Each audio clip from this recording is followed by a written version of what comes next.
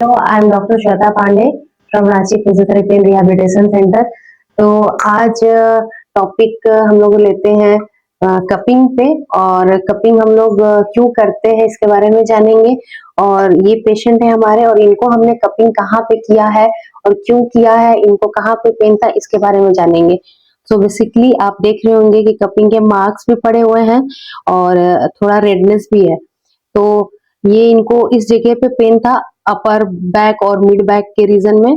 इसके लिए हम लोगों ने कपिंग का यूज किया है, और आप इनका बैक देख सकते हैं। थोड़ा चेंजेस है बैक में, यहाँ पे थोड़ा सा उठा हुआ भी लग रहा है और थोड़ा बैक में चेंजेस भी है।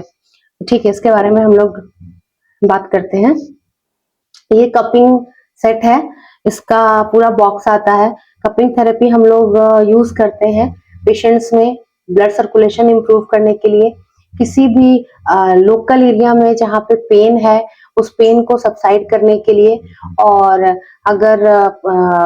किसी वजह से पेशेंट का पोस्चर खराब है, अगर वो बहुत लॉन्ग टर्म तक सिटिंग में रहता है या बहुत लंबा गाड़ी चलाता है, ट्रेवल करता है, उसका ऐसा कुछ काम है जिसमें वो हेवी वर्कआउट हो गया, जैसे जिम जो लोग जाते हैं,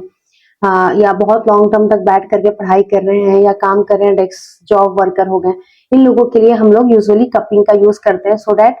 उनको जल्दी से जल्दी रिलीफ हो जाए पेन में, और उनका ट्रिगर जो भी बना हुआ है मसल्स में, ट्रिगर पॉइंट जहाँ पे भी बना हुआ है वो रिलीज हो जाए और पेन इनका आराम हो जाए। तो अपर बैक रीजन में, क्योंकि ज्यादातर लोग स्लाउच बैठते हैं या बैड पोस्चर में हम लोग बैठते हैं, या जैसे हमको कंफर्टेबल लगता है हम वैसे कंफर्टेबल पोजीशन में बहुत लॉन्ग टर्म तक बैठते हैं।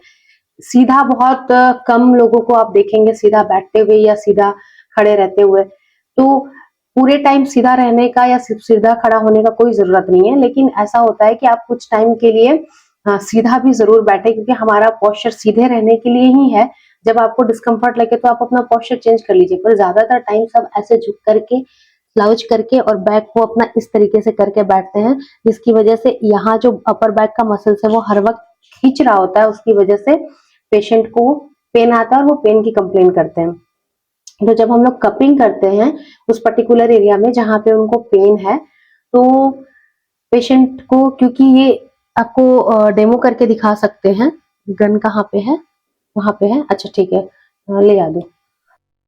अभी हम लोग कपिंग करके देखेंगे कि हम लोग कपिंग कैसे करते हैं, बट इसको आप लोग घर पे खुद से ट्राई ना करें, इसके बहुत सारे साइड इफेक्ट्स भी हैं, वो इसके बारे में हम लोग किसी और दिन बात कर लेंगे किसी और टॉपिक में, लेकिन घर पर ट्राई ना करें। ये जस्ट इसलिए दिखाया जा रहा है कि ये कैसे पुल करता है, सो दैट कि आगे इसके बारे में हम लोग बात कर सकते हैं। तो जब हम लोग पेशेंट के किसी भी पोर्शन पे, जैसे इनको इस रीजन में पेन है, ये इनका रम्बोइडस मसल्स है, उस पे अगर हम लोग कपिंग करते हैं तो ये देख सकते हैं कि कैसे ये मसल्स को खींच रहा है, ये खींच के रखा हुआ है, आप देखिए कितना अच्छे से ये पुल करके रख रहा है, और ये ऐसे करने से भी नहीं निकल रहा है। तो हम लोग जब कपिंग को करते हैं और हम लोग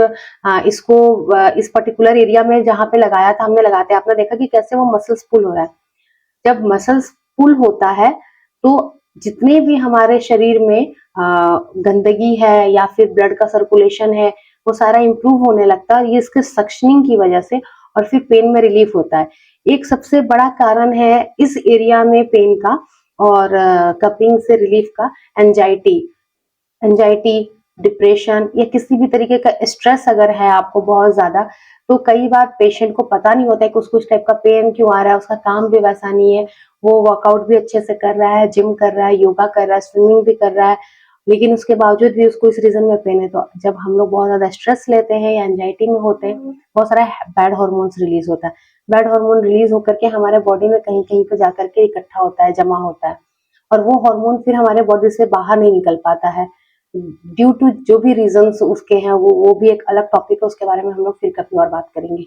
तो उसकी वजह से पेशेंट को या किसी भी इंसान को पेन कंप्लेन होता है, और वो पेन किसी बीमारी की वजह से नहीं होता है, किसी चोट लगने की वजह से नहीं होता है, जस्ट पेन हो रहा होता है। तो जब भी हम लोग कपिंग करते हैं, आपने देखा कि कपिंग कैसे मसल्स को पुल कर ले रहा है, तो जब हम लोग कपिंग करेंगे और उस एरिया में अगर हमारा बैड हार्मोन एक्यूमुलेटेड है, इकट्ठा हो रखा है, तो वो ब्लड के थ्रू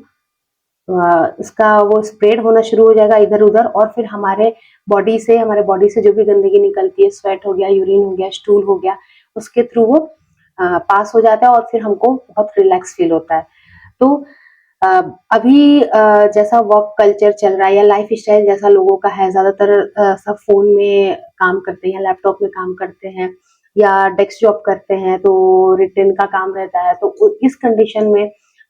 टीचर्स आ गए हैं और बैंकर्स आ गए, स्टूडेंट हो गए या किसी भी कॉम्पिटिटिव एग्ज़ाम के जो कॉम्पिटिटर हो गए, ऐसे जो भी जितने भी लोग हैं, ऐसे लोगों को पेन बहुत ज़्यादा होता है इसी बैक के रीज़न में, इसी एरिया में, क्योंकि बहुत लॉन्ग टर्म तक बैठना पड़ता है और वो वर्कआउट भी प्रॉपर नहीं कर पाते हैं। तो हम लोग फिर जब कपिंग करते हैं तो उससे पेन रिलीफ होता है, सारा डेड एंड डेड मटेरियल हमारा फ्लश होने लगता है और कपिंग की हेल्प से पेन रिड्यूस हो जाता है। तो ये तो सिर्फ कपिंग की बात हो गई, लेकिन इसके अलावा भी हम लोग एक्सरसाइज करते हैं पर्टिकुलर इस मसल्स के लिए, ताकि ये मसल्स स्ट्रेंथन हो पाए, अपर बैक का मसल्स स्ट्रेंथन हो पाए। इसको रिलीज करते हैं, इसमें जितने भी नॉट्स गांठ बन जाते हैं, जो टाइट हो जाता है, उसमें हम लोग जब रिलीज करते हैं तो फिर ये पेन इनका रिलीफ होगा। तो पेशेंट धीरे धीरे उनको बैठने में भी आराम हो जाएगा और उनको अपने काम करने में भी किसी तरीके का कोई डिस्टर्बेंस नहीं आएगा। यूजुअली जो लोग बहुत लंबा समय बैठते हैं या गाड़ी चलाते हैं, उन्हीं में ऐसा देखा गया है, इस टाइप का होता है। या फिर फीमेल्स में जो घर का हाउस होल्ड कोरस जो कर रही होती हैं, उनको भी ये बहुत ज़्यादा इश्यूज आ रहा है, तो उनके लिए भी हम लोग कपिंग का हेल्प से और मायोफेशियल रिलीज करते हैं और उनका पेन यूजुअली खत्म हो जाता है। Thank you.